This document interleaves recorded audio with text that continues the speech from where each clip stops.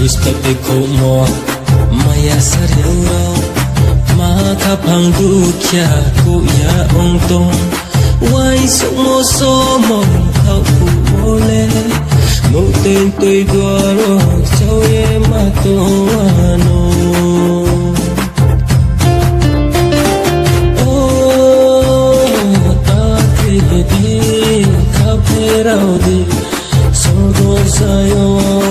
Sosna ye sorgo samchuri kaya mono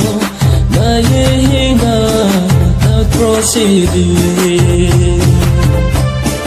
Krista te ko mo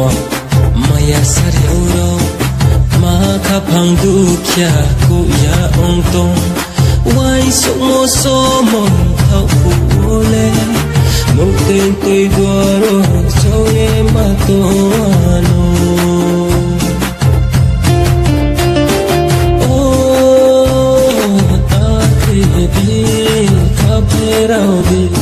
Sorgo Zion, kau sosna ye, sorgo samchuri kaya mono, na ye hinga tak prosidi.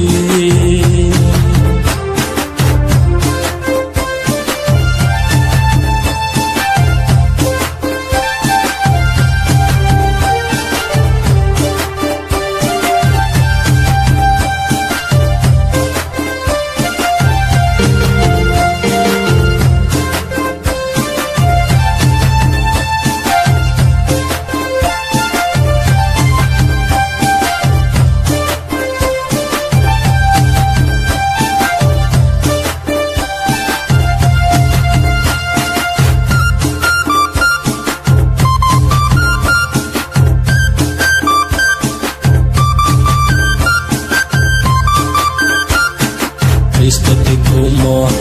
maya saryo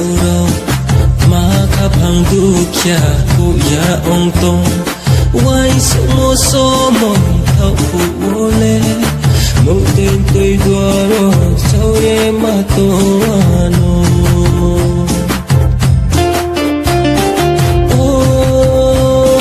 ta ke di ka pherao di sorgo Zion sosna ye sorgo samchuri kaya mono na ye hinga ta prosidi